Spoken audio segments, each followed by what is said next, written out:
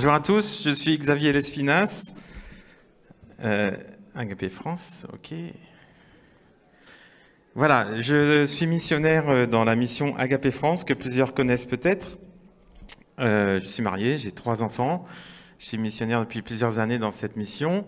Agapé France, c'est une mission d'évangélisation en France.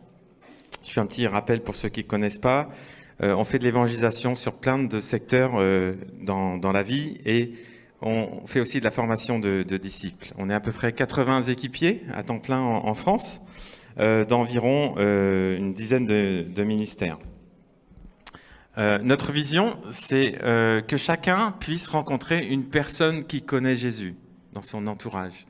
Et avec cette rencontre, cette personne pourra découvrir qui est Jésus, et c'est Jésus-Christ le Seigneur que nous annonçons. Notre mission, c'est découvrir, vivre, partager l'Évangile. Et ça va se concrétiser sous une autre forme à partir de cette année pour accueillir d'autres profils que le Seigneur veut accueillir dans la mission en France. Ça peut être une petite révolution aussi pour ceux qui aimeraient servir Dieu, mais dont l'appel n'est pas un appel à plein temps dans la mission. Je m'explique. Agapé France va se transformer pour accueillir d'autres profils que ce qu'on a aujourd'hui. Aujourd'hui, pour être missionnaire chez Agapé France, c'était des temps pleins ou des mi-temps, mais avec une recherche de soutien financier, une recherche de donateurs qui pourvoient à nos besoins pour notre ministère et notre famille. Donc ça, c'est super parce que c'est aussi une marche par la foi et on vit des choses extraordinaires, mais en même temps, d'autres personnes aimeraient servir dans la mission. Et on veut ouvrir l'accueil de serviteurs dans la mission pour des temps partiels, quels qu'ils soient, mais aussi des auto-entrepreneurs qui aimeraient investir dans la mission, peut-être en donnant du temps ou en cherchant des fonds pour travailler dans notre mission. On ouvre aussi à des services civiques. Alors c'est un peu nouveau chez nous aussi. Là, on est en train de travailler sur notre premier dossier avec Visa, qui sont des gens extraordinaires. Avec Samuel, on a bien discuté. On a aussi des stagiaires, hein, mais des stagiaires d'1 an, plus, mais aussi de quelques mois avec des écoles bibliques, sachez-le. Des profils qui, par exemple, ont besoin de 4 jours de travail par semaine, ça leur suffit pour vivre, et ils aimeraient donner une journée à la mission toute l'année dans leur emploi du temps. Des bénévoles qui aussi peuvent chercher du soutien pour leurs activités, leurs transports, leurs activités de mission dans le cadre de notre mission Agapé France. Mais aussi des mamans qui ont des bébés, qui veulent s'engager dans un ministère de témoignage de l'Évangile après la sortie des écoles, etc. Des retraités, etc. Vous voyez tous les profils. Tout ça pour faire quoi? Pour impacter des vies aussi dans les secteurs où on est déjà, parmi les étudiants sur les campus universitaires. Nos équipiers partagent l'Évangile. Les arts, on a aussi des équipiers artistes, musiciens, professionnels, des sportifs avec Sport et Foi, on l'a cité, mais aussi ministère auprès des femmes, d'encouragement, d'édification. On a des sites internet, on a des chrétiens aussi qui veulent partager leur foi et on peut les former à partager leur foi. Tous ces secteurs-là peuvent être des cibles pour nos nouvelles personnes qu'on va accueillir. Et vous, alors là-dedans, partagez cette information à vos églises, à vos jeunes, à vos amis qui aimeraient servir Dieu dans la mission, mais qui pour l'instant ne savent pas qu'on peut le faire. Je dirais, rejoignez-nous. Les infos, c'est facile. On a des flyers sur notre stand C04. Ces petits flyers-là, venez, j'en ai ramené plein. Vous pouvez en prendre pour vos églises. Et puis, partagez ça autour de vous. Évidemment, on a le site internet Agapé France, le Facebook et puis l'Instagram. Voilà. Merci de votre attention. Et voilà, nous sommes prêts à vous accueillir et à accueillir vos amis. Que Dieu vous bénisse.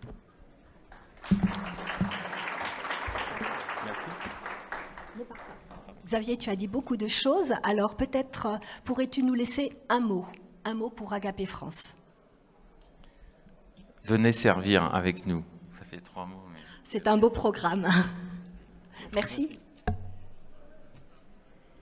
C'est maintenant le capitaine Alain Devels qui va venir présenter la cause. La cause, vous verrez, c'est aussi beaucoup de sujets, beaucoup de programmes, et c'est avec joie que nous allons l'entendre.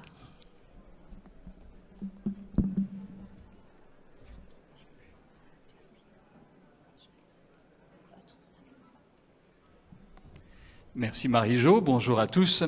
La Fondation La Cause va fêter ses 100 ans en 2020.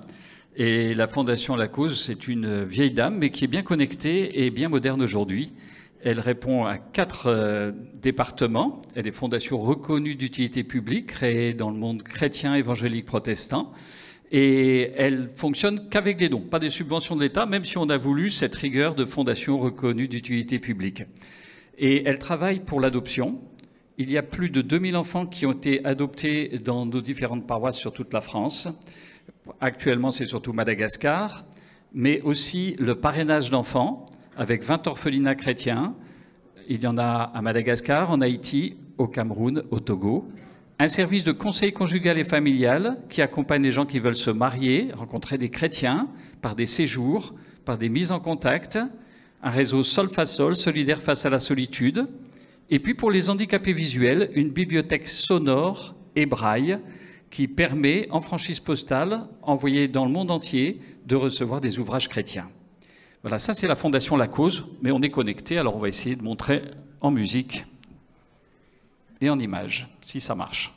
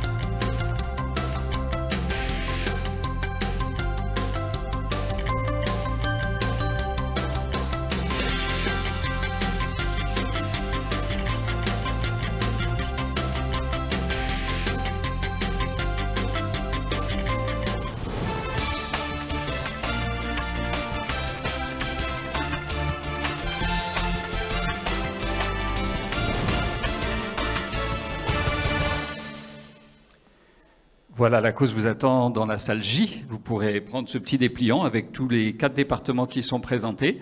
Elle fonctionne avec l'aide de 300 bénévoles et puis avec 8 salariés. Elle se trouve dans les Yvelines, à Carrières-sous-Poissy, mais a bien sûr des engagements dans différents pays et sur toute la France, la Belgique et la Suisse. Merci pour votre attention.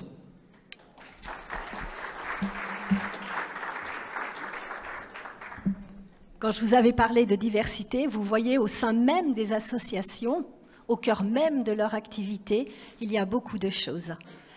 Alors maintenant, nous allons poursuivre avec Samuel Tay, qui va nous parler d'Audiovie France. Je lui cède le micro.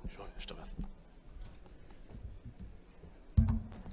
Alors bonjour à tous, excusez-moi parce que j'ai pas pu passer la présentation. Donc je vais le faire vraiment d'une manière la plus imagée possible par rapport à ça.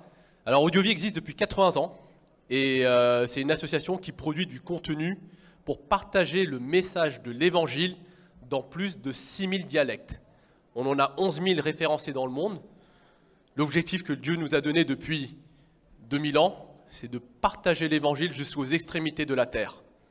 Moi-même, je suis issu d'une famille, on est des Chinois du Vietnam, et quand on repense à ce qui s'est passé il y a 40 ans, il y a 50 ans de cela, mon peuple, mes peuples, n'avaient jamais entendu parler de l'Évangile. C'était impossible à l'époque.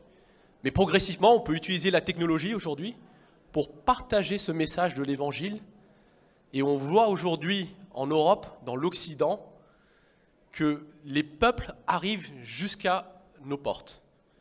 On découvre aussi sur Paris, par exemple, près du périphérique, porte de la Chapelle, par exemple, qu'on a aussi des réfugiés qui sont là et qui arrivent et qui débarquent de certains peuples qui, si on était dans leur pays, on ne pourrait pas partager l'Évangile.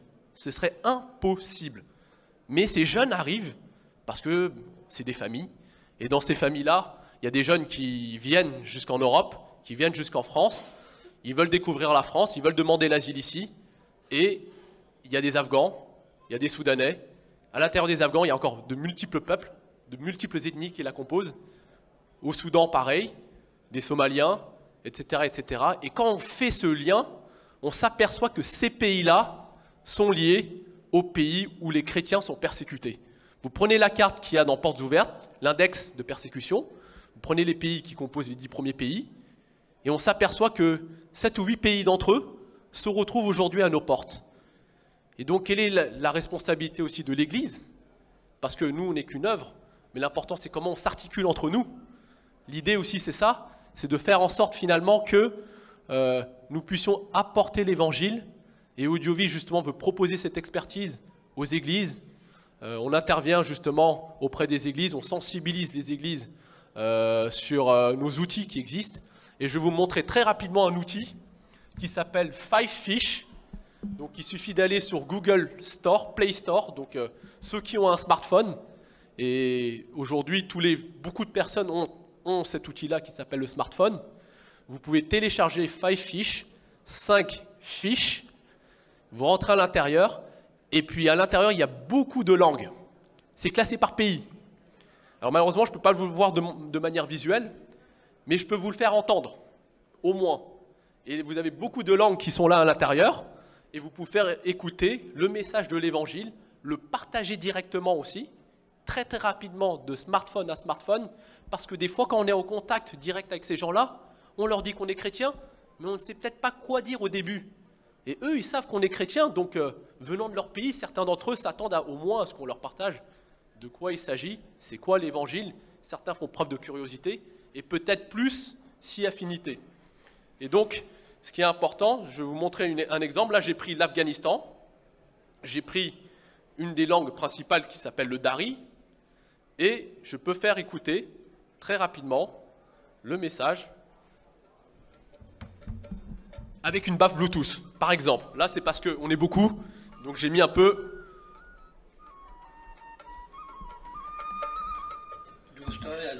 Et là, on peut partager l'Évangile avec un smartphone. Ce qui est incroyable derrière, c'est qu'il y a un script en français derrière. En même temps que vous faites écouter le script qui annonce l'Évangile, ça part justement de l'Ancien Testament, ça va vers le Nouveau Testament, ça explique très rapidement les alliances qui ont lieu avec Moïse, avec Abraham, et ça va jusqu'à Jésus-Christ.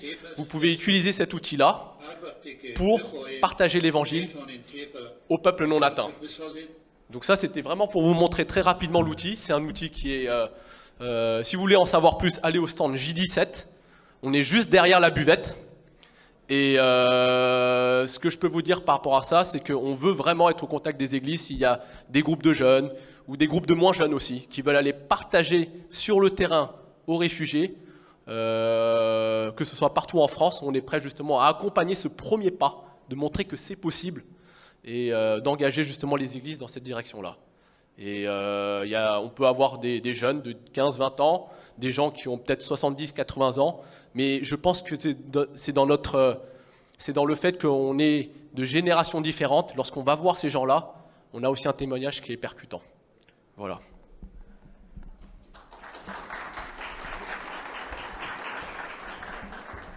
Ne pars pas. Merci Samuel. Alors, est-ce que tu as un ordinateur sur ton stand ? Oui, non, je ne l'ai pas pris finalement. Ah mince. J'ai eu un souci. Sinon, je vous aurais invité à retrouver la présentation qu'il avait préparée voilà, sur le stand. Mais je vous invite quand même à passer auprès du stand. J17. Voilà, J17, et de discuter un petit peu avec lui. Voilà, merci.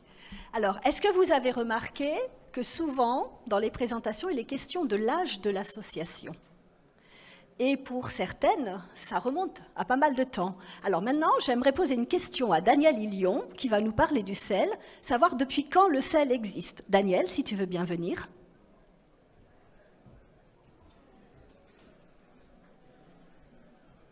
Alors, as-tu une réponse ? Oui, alors le sel s'apprête à fêter ses 40 ans l'année prochaine. Alors voilà, donc je pense qu'on se prévoit plein de réjouissances dans le milieu associatif évangélique, donc tenons-nous au courant de tout ce qui se passe, pas seulement lors de la séance info. Voilà, je laisse la parole à Daniel.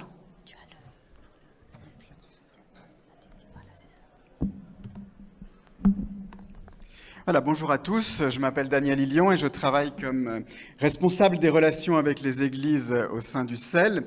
Et je voudrais vous parler aujourd'hui d'un nouveau format de conférence qui a été testé par le CEL cette année à 2 reprises et que nous aimerions pouvoir déployer plus largement dans la suite, ainsi que d'autres formes de conférences. Et pendant que je vais parler, je vais vous montrer quelques images de ces conférences. Alors, de quoi est-ce qu'il s'agit ?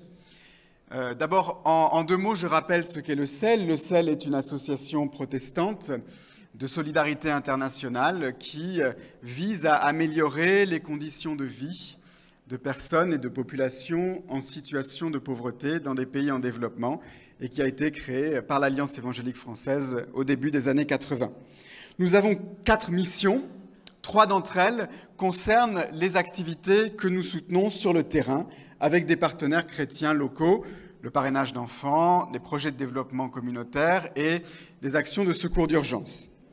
Mais il fait aussi partie de la mission du CEL d'encourager la réflexion et l'engagement des chrétiens en France sur les questions de pauvreté et de développement. Et c'est l'une des missions du CEL, la sensibilisation, la réflexion, l'éducation au développement, que nous avons renforcée ces dernières années sous l'impulsion de notre directeur général, Patrick Guibora. Et dans ce cadre, nous avons testé un format de conférence inspiré de ce qu'on appelle les TED Talks, qui sont des formats de conférences assez brèves, d'une vingtaine de minutes, qui se succèdent pour faire passer des idées qui comptent avec des intervenants ayant des compétences variées. Et donc nous avons repris un peu ce concept à notre manière en faisant ce que nous avons appelé des conference talks, avec un thème commun défini pour une soirée, décliné en 3 interventions et ensuite suivi d'une table ronde. 3 interventions, 3 orateurs différents, chacun dispose de 20 minutes pour développer sa thèse et une table ronde qui permet aux orateurs de dialoguer entre eux et avec la salle. Donc cette année, nous avons décliné ce concept avec 2 thèmes différents. Le premier, c'était « Les pauvres sont-ils responsables de leur situation ?» et le deuxième, « Aider est-il toujours bénéfique ?» Et dans les 2 cas, nous avons donné la parole à des intervenants originaires d'Afrique francophone parce que précisément dans cette vision de développer la pensée chrétienne évangélique sur les questions de pauvreté, nous pensons que nos frères et sœurs des pays du Sud, et notamment d'Afrique francophone, ont un apport à nous donner qui peut faire réfléchir les chrétiens en France. Dans ces conference talks, nous abordons nos sujets sous des perspectives assez diverses, aussi bien théologiques que historiques ou économiques. Pourquoi tout cela ? Eh bien parce que pour faire progresser l'engagement chrétien face à la pauvreté et pour le bien commun de la société humaine, nous croyons qu'il nous faut faire une place à l'échange d'idées et à l'étude. Notre foi ne nous met pas en décalage avec la réalité, mais elle nous permet de développer une parole pertinente sur les sujets de société. Notre engagement devrait être nourri de réflexion et notre réflexion déboucher sur un engagement concret. Ça fait aussi partie de notre témoignage. Alors, outre ce format de conférence en 20 minutes chacune, nous travaillons aussi à d'autres types d'interventions format conférence. Et je peux mentionner à ce propos que nous sommes en ce moment en train de préparer une rencontre sur un week-end avec l'Église libre d'Alésia à Paris qui portera sur le thème de aide au développement, avenir et perspectives à la fin du mois de mars. Alors, si vous êtes intéressé pour accueillir une conférence ou une série de conférences dans votre église, eh bien, venez prendre contact sur le stand du CEL, où vous pourrez aussi découvrir les autres actions de sensibilisation et d'éducation au développement du CEL. Donc, c'est le stand G04. Merci Daniel.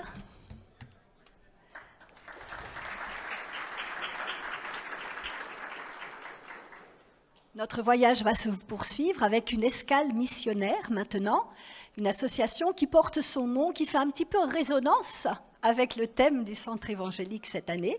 Donc je vais appeler Connect Mission et c'est Mathieu Salmeron qui va nous parler de cette association.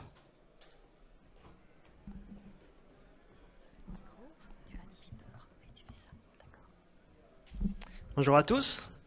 Vous êtes encore là, ça va? Ok. Alors, non. Est-ce que tu peux mettre la slide juste après la vidéo, s'il te plaît? On verra la vidéo à la fin. Voilà. Alors, je suis sûr que certains d'entre vous connaissent ce nombre, 41,8%. Si vous ne le savez pas, c'est la part de l'humanité qui évolue dans un peuple non atteint. Samuel a parlé des peuples non atteints. Aujourd'hui, on a 41,8% de personnes qui évoluent dans un peuple non atteint. Un peuple non atteint, c'est un peuple qui évolue dans un contexte dans lequel il n'a aucune occasion, ou très très peu d'occasions, pour entendre le message de la Bible. Parfois, il n'y a pas de Bible parce qu'elle n'existe pas dans la langue. Parfois, il n'y a pas d'église et pas d'œuvre investie dans l'implantation d'églises. Et donc c'est dans ce contexte-là, et face à l'immensité de la tâche, que nous on a eu un rêve. Et ce rêve, il porte le nom de Propulsion. Alors Propulsion, c'est quoi? C'est un événement pour les jeunes et pour la nouvelle génération, pour mobiliser les jeunes sur ce sujet de la mission et des peuples non atteints. Et en fait, on s'est rendu compte qu'aujourd'hui, les jeunes, même s'il y a une minorité de jeunes qui se lèvent pour la mission, aujourd'hui, la jeunesse, en 2019-2020, considère la mission un peu comme réservée à l'ancienne génération, quelque chose d'un peu vieillot, et puis aussi quelque chose, on a fait le tour de la question, quoi. La mondialisation, on a fait le tour de la planète, on a apporté l'évangile un peu partout, et ça, c'est ce qui est dans la tête des jeunes. Et nous, on a eu ce rêve d'organiser cet événement. Alors, l'objectif et la vision principale de l'événement, ce n'est pas l'événement lui-même, ce n'est pas ces 3 jours d'événement, mais le but de tout ça et l'objectif, c'est de créer un mouvement qui va susciter des vocations missionnaires. Parce qu'on peut parler de chiffres, on peut parler de statistiques, mais au final, on parle de personnes qui sont en train de grandir, de travailler, de tomber malade, d'un jour mourir, sans jamais avoir entendu le message de l'évangile. Et c'est ça qui nous anime, et nous on veut créer un mouvement qui va susciter des vocations missionnaires. Concrètement, ça se passera les 24, 25 et 26 janvier 2020 à l'église protestante baptiste de Ponto-Combo, en région parisienne.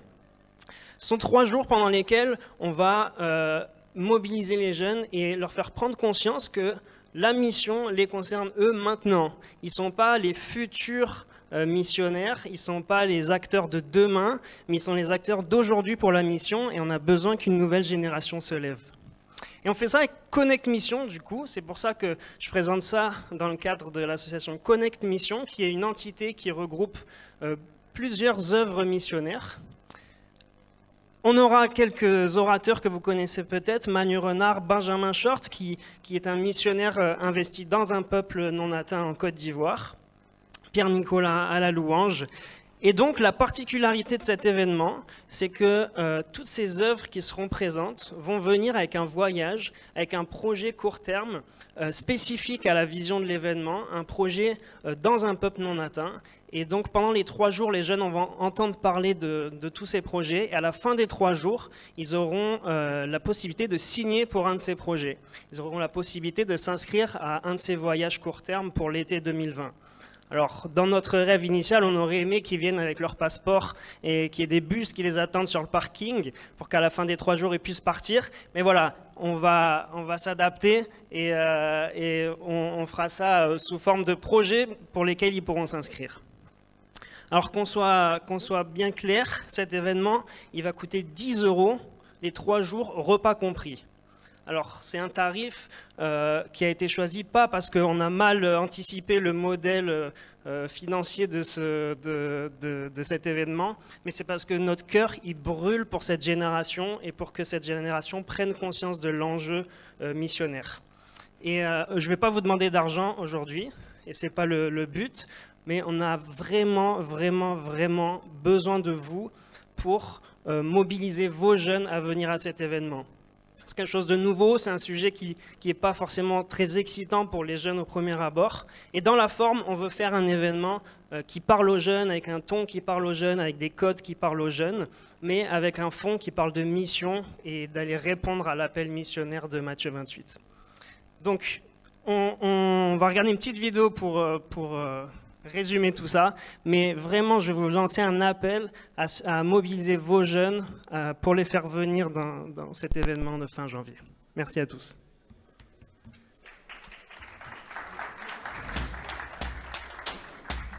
Alors, pour ceux qui sont moins jeunes, vous avez certainement entendu l'appel. Donc, une question.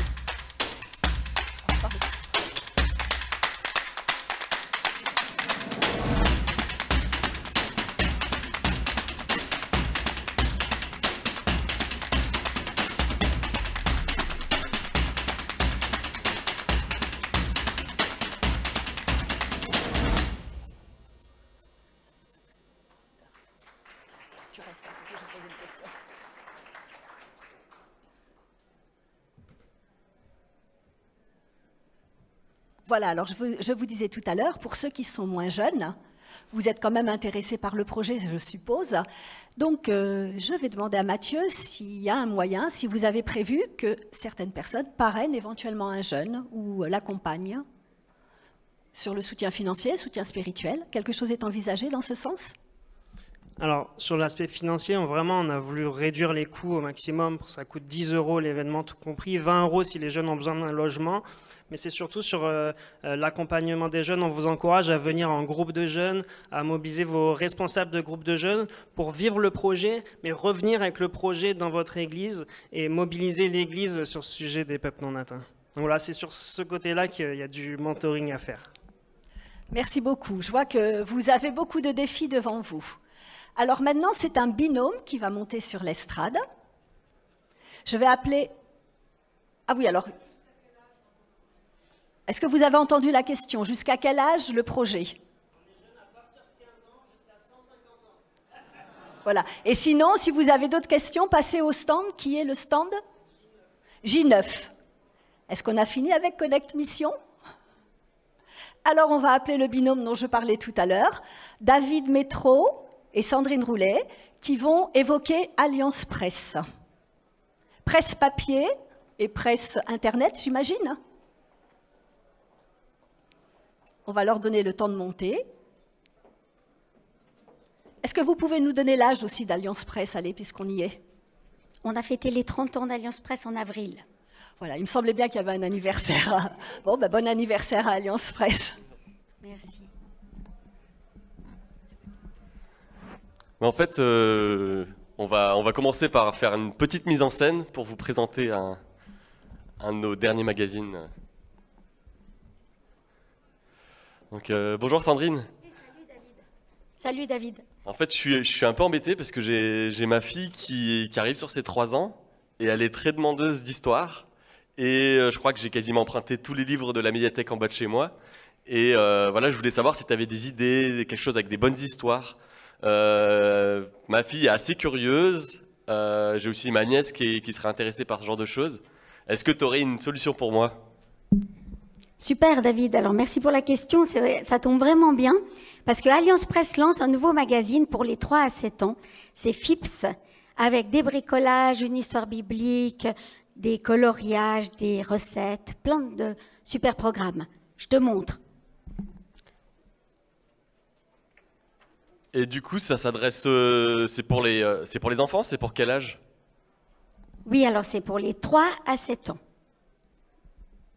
Et est-ce que tu penses, parce que ma fille, elle va vite faire le tour, est-ce que tu penses que c'est quelque chose qu'on peut recevoir de façon régulière? Comment est-ce qu'on peut le recevoir aussi? Alors FIPS, c'est aussi un abonnement, donc c'est un bimensuel, il y en a un tous les 2 mois. Donc l'enfant le reçoit dans la boîte aux lettres à son nom, et il y a quand même pas mal de lectures et de bricolage à faire. Ok, super. J'ai d'autres questions, parce que je pense aussi aux cadeaux de Noël. Et voilà, notamment, moi j'ai un de mes frères qui s'intéresse pas mal à tout ce qui peut être actualité, tout ce qui est réflexion, tout ce qui peut être actualité chrétienne aussi. Est-ce que tu aurais quelque chose pour moi? Alors tout à fait.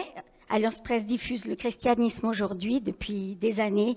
Donc c'est vraiment le but de réfléchir à l'actualité mondiale avec nos valeurs chrétiennes et aussi de voir que Dieu est encore à l'œuvre aujourd'hui dans le monde. Il y a des témoignages, des articles de réflexion, de vie intérieure, de la culture, un petit peu tout en fait.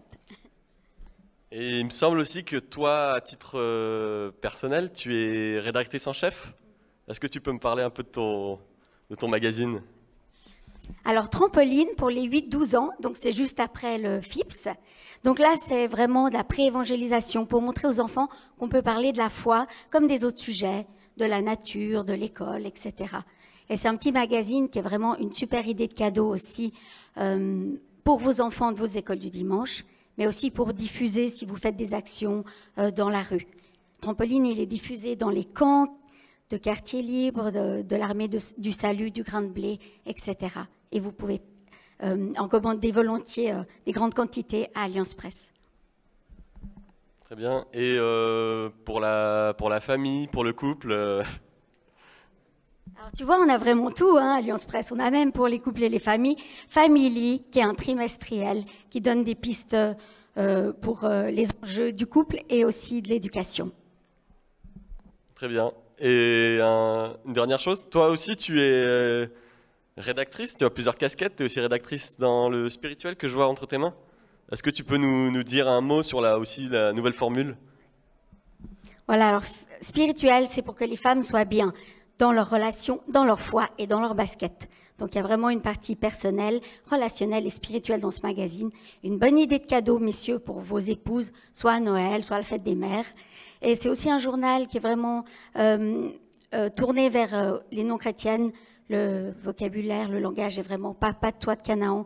Et on peut l'offrir à une femme qui est en recherche dans sa foi ou dans sa spiritualité. Il y a aussi la possibilité de parrainer, en fait, un abonnement, c'est ça Tous les magazines sont sur abonnement, mais vous pouvez bien sûr faire des abonnements pour vos amis, vos proches, votre église. Et passez nous voir au stand J17, on vous accueille volontiers. On offre un FIPS à toutes les personnes qui passeront sur notre stand. Voilà, merci beaucoup.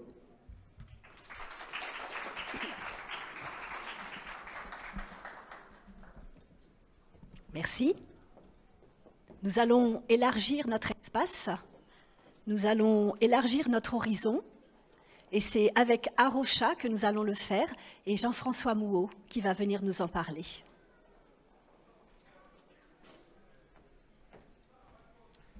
Merci beaucoup.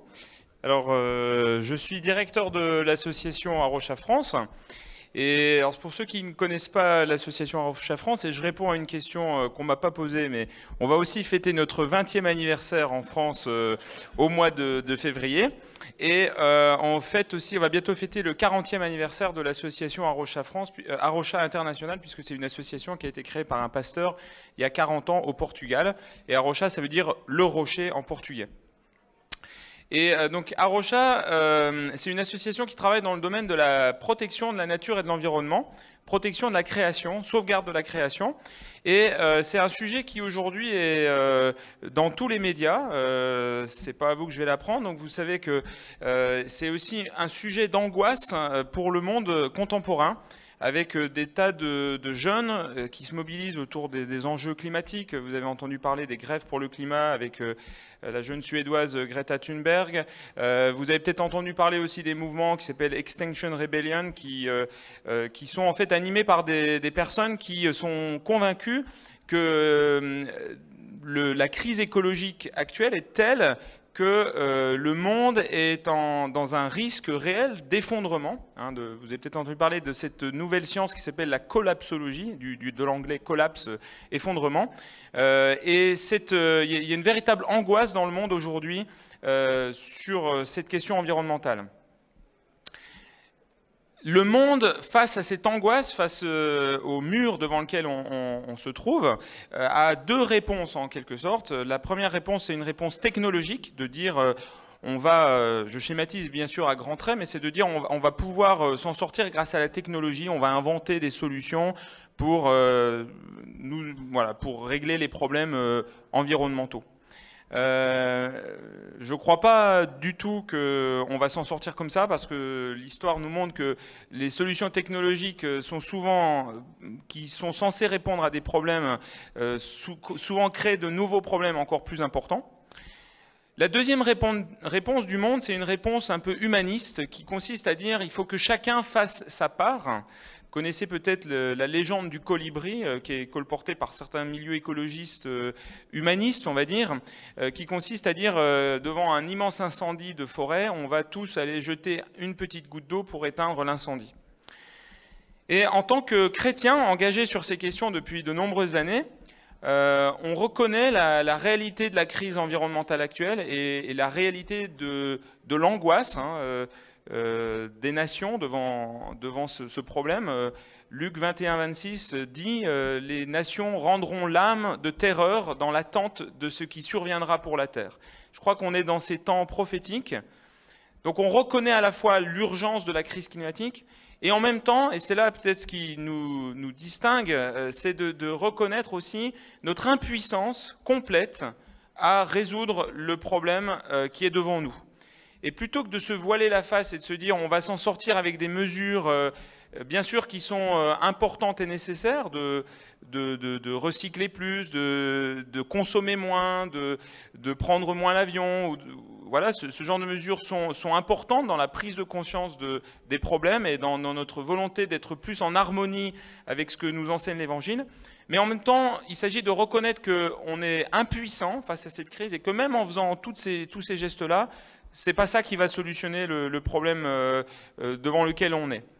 Et fort de ce constat, on voudrait se rappeler en tant que chrétien que le salut, c'est pas nous qui allons sauver le monde. Le salut, il vient de Jésus-Christ, qui a déjà sauvé le monde, donc ça c'est la bonne nouvelle, on n'a pas besoin de s'en préoccuper. Et on voudrait, baser aussi sur des promesses dans 2 Chroniques 7-14, se rappeler que si mon peuple s'humilie, s'il prie en cherchant ma face, je l'exaucerai des cieux et son pays je guérirai. Notre pays est malade, notre planète est malade, et on voudrait intercéder et encourager les chrétiens à intercéder pour la planète et pour la sauvegarde de la création de Dieu. Parce qu'en tant que chrétiens, ça nous semble être la seule réponse appropriée qui bien sûr doit nous encourager aussi à agir à titre individuel, à intercéder auprès de nos gouvernements, mais ça passe d'abord par une repentance et par la prière. Alors, on a mis en place une liste de prières qui s'appelle « Prier pour la création ». Donc, si vous tapez dans votre moteur de recherche préféré « prier pour la création, vous devriez arriver normalement en première position sur une page d'Arocha France qui vous permet de vous inscrire pour recevoir chaque jour une prière pour vous accompagner dans cette prise de conscience et dans une intercession pour la création. On a aussi en tête, même si on n'a pas encore de date et de lieu spécifique à vous proposer, mais d'organiser une grande rencontre d'intercession pour la création, qu'on annoncera. Donc si vous vous inscrivez à la lettre de prière pour la création, on est aussi sur Facebook, pour ceux qui préfèrent être sur Facebook pour recevoir ces nouvelles de prière chaque jour. Voilà, donc on a cette ambition de mobiliser les chrétiens pour prier pour la création à travers de cette liste de prières et au travers d'un événement, d'un grand événement qu'on va organiser prochainement. Donc si vous êtes intéressé par ces thématiques, si vous vous préoccupez de la sauvegarde de la création, venez nous voir à notre stand. On est juste à l'entrée, c'est le stand B02. On est juste à l'entrée à côté du stand du CNEF. Donc on est très facile à repérer et on a aussi on publie des livres sur ces questions pour enrichir votre réflexion et votre prière pour la création. Merci de votre attention. Merci. Alors Jean-François, je voulais garder pour le mot de la fin la question des anniversaires, mais tant pis. Alors, c'est un nouveau binôme qui va maintenant venir pour nous parler de Alpha France. Alors là, j'ai besoin de ma feuille. Je vais appeler Mioli Panaratisme et Chantal Razafi Narintsoa. Ah, je vois que mon binôme se transforme en une seule personne. Alors, peux-tu nous dire quelle est... C'est Miuti. Voilà. Merci.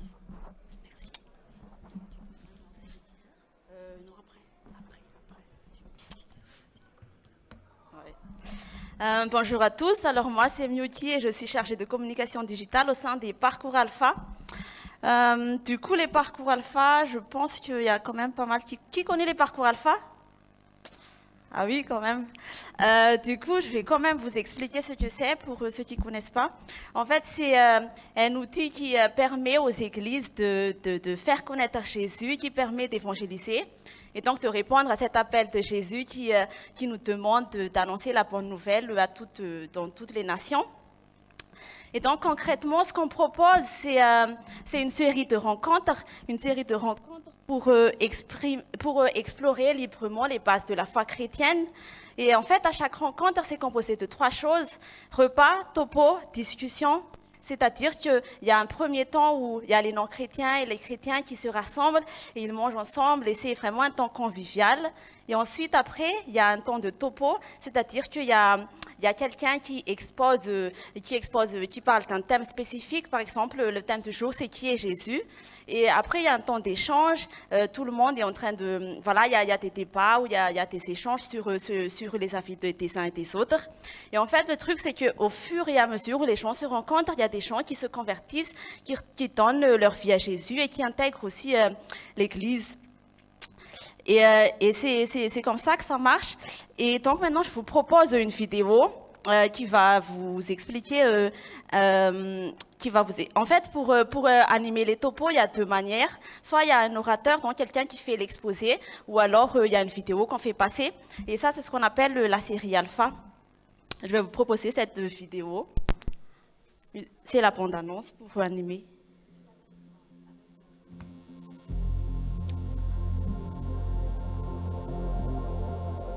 Nous nous posons tant de questions. Quel temps fera-t-il aujourd'hui? Comment gérer tant d'activités? Mais nous pouvons nous poser d'autres questions comme « Pourquoi suis-je sur Terre? Où allons-nous? La vie a-t-elle mieux à offrir ?»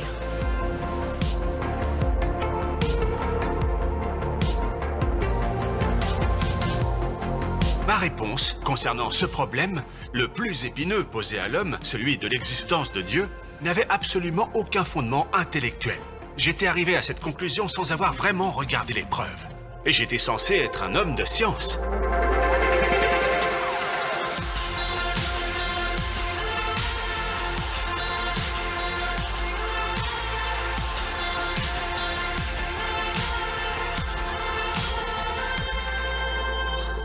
Pendant longtemps, j'étais fier de m'appuyer sur mes propres forces. J'avais seulement besoin de rassembler mes amis autour de moi. Et ensemble, on était invincibles. Mais en vérité, personne ne l'est. Alpha est un endroit où vous pouvez être vous-même. Vous pouvez dire tout ce que vous pensez et tout contester. Aucune question n'est trop compliquée ou trop simple. Et votre point de vue est aussi important que les autres. Au cours des prochaines semaines, nous partirons ensemble en voyage vers l'aventure. Nous explorerons les questions du sens de la vie et de la foi. Réfléchissez bien. Si vous vivez jusqu'à 70 ans, vous passerez 20 ans et 3 mois à dormir, 7 ans et 6 mois à manger et à boire. Alors pourquoi ne pas passer moins de 24 heures à vous poser les plus grandes questions essentielles ?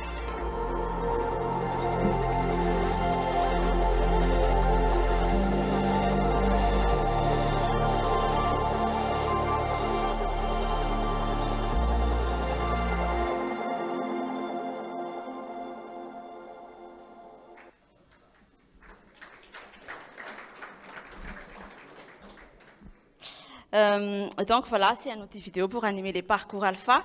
Et il y a la même série aussi, on a aussi les parcours jeunes, c'est la même chose, mais c'est juste pour les ados. Et voilà, et ensuite, après, on aura un temps de réunion, si ça vous intéresse, pour aller un peu plus en détail. On aura un atelier ici même, dans cette salle. Et pour le stand, on est au stand des 02. Merci beaucoup. Alors, nous avons fait un long voyage. Il serait peut-être temps de vous parler du bateau. Ohé, capitaine! On va lancer la vidéo. Et je vous invite, avec l'association Opération Mobilisation, à visiter donc le bateau. C'est Gaëtan Caro qui va vous faire la présentation. Simon et son frère André, qui jetaient un filet dans le lac, car c'étaient des pêcheurs. Jésus leur dit, « Suivez-moi, et je ferai de vous des pêcheurs d'hommes. » Aussitôt, ils abandonnèrent leur filet et le suivirent. Au cours des 10 dernières années, le Logos Hope a fait escale dans des centaines de ports et atteint des millions de personnes. En 2020, le Logos Hope sera en Europe. L'équipage aimerait visiter 16 pays en 18 mois et inviter tous ceux qui monteront à bord à connaître l'histoire que Dieu a écrite. C'est une occasion unique de travailler ensemble et inciter plus de disciples de Jésus à s'engager dans la mission mondiale. Atteindre les peuples non atteints, ça commence par de petites étapes, mais ça implique une grande vision. Ensemble, nous pouvons accomplir de grandes choses. Commencez petit, mais visez plus haut. Le Logos Hope sera en Europe à partir de l'été 2020.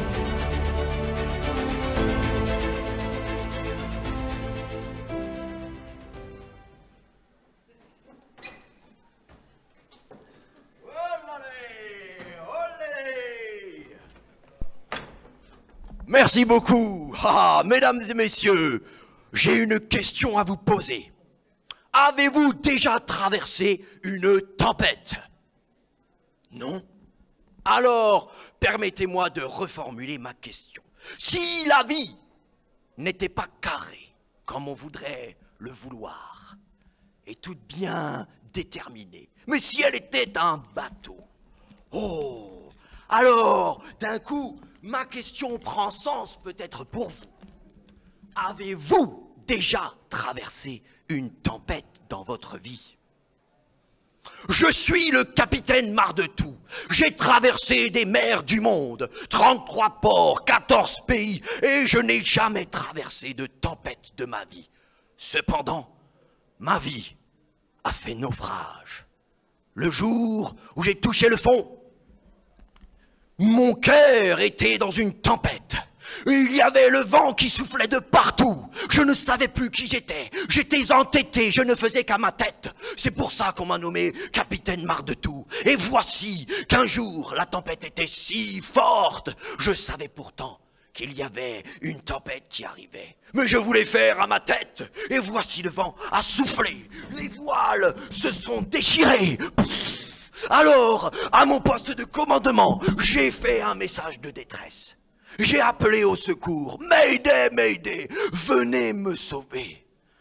Pendant ce temps, mon équipage était terrorisé. Alors, j'ai demandé de quitter le navire, abandonner le navire. Nous avons sauté. Et nous nagions au milieu des vagues énormes. Nous étions seuls, tout mouillés, tout glacés, terrorisés. Pendant ce temps, le bateau, dans un surf infernal, s'est brisé contre un rocher.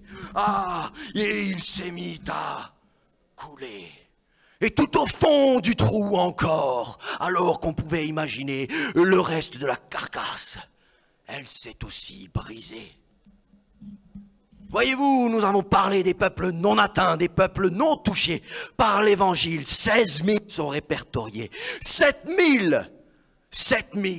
sont des peuples qui traversent des tempêtes comme vous, comme moi, dans leur vie, mais qui n'ont jamais pu faire cette rencontre incroyable que j'ai pu faire. Car au milieu de ma détresse, dans cette tempête, alors que j'avais crié à l'Éternel, du large de l'horizon, traversant les vagues, il est venu jusqu'à moi. Lui, c'est le grand capitaine, et lui, c'est le bon. Lui, il est fidèle et bon en tout temps. Il m'a récupéré sur son bateau, avec tout mon équipage. Nous étions tout mouillés, tout glacés, terrorifiés. Et là, le capitaine m'a confronté et m'a demandé, te rends-tu compte de ce que tu as fait? Tu savais pourtant. En effet, aucun homme n'a d'excuse devant Dieu. Mais voici, tu m'as appelé à l'aide. Alors, je suis venu. Et je voudrais maintenant te donner une deuxième chance. Enlève donc cet uniforme, tout salé, tout mouillé, tout glacé, tout démoli. Et maintenant, prends cette deuxième chance.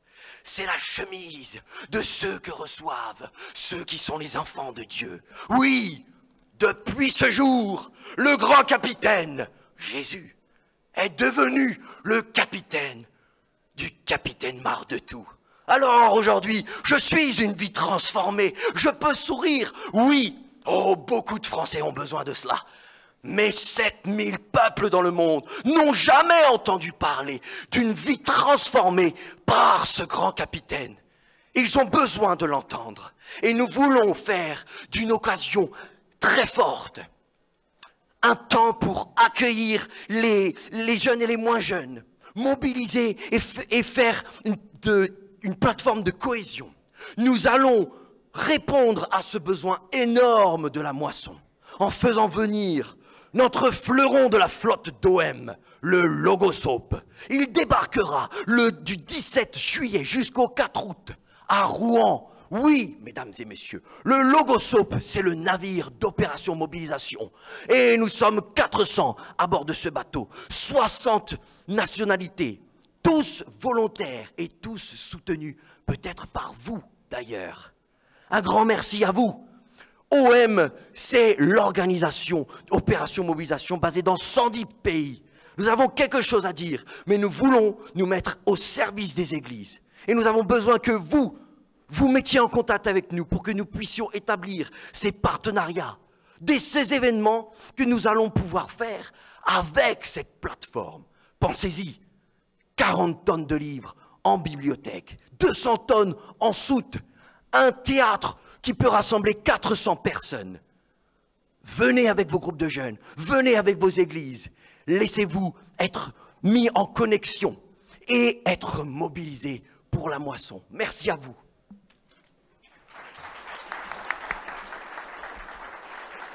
Merci. Merci beaucoup et j'espère que, enfin je suppose et suis même convaincue que vous n'avez pas eu marre du tout de cette présentation. J'espère aussi que ce petit temps de voyage avec nous vous a convaincu, si vous ne l'étiez pas déjà. Je vous invite à poursuivre ce voyage encore en allant visiter les associations qui vous ont été présentées, les autres aussi bien sûr. Je vous souhaite encore un bon temps au centre évangélique. La journée n'est pas tout à fait finie. Et bon appétit à ceux qui vont prendre le repas maintenant. Merci aussi à nos orateurs. On les applaudit peut-être une dernière fois. Et merci de votre attention.